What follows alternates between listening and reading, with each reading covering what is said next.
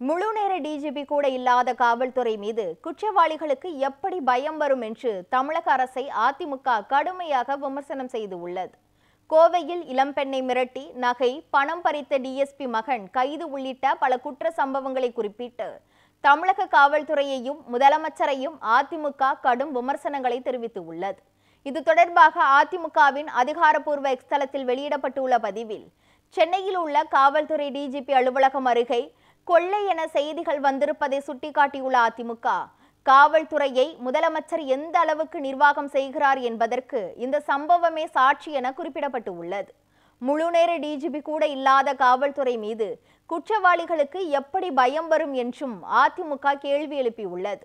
POCSO வழக்கு முதல் கொள்ளை சம்பவங்கள் வரை காவல்துறையினர் மற்றும் அவர்களை சார்ந்தோரை குற்ற செயல்களில் ஈடுபடுவது அதிகரித்திருப்பது காவல்துறை நிர்வாகம் முற்றிலும் சீரழிந்து விட்டதை காட்டுவதாக அதிமுக தெரிவித்துள்ளது.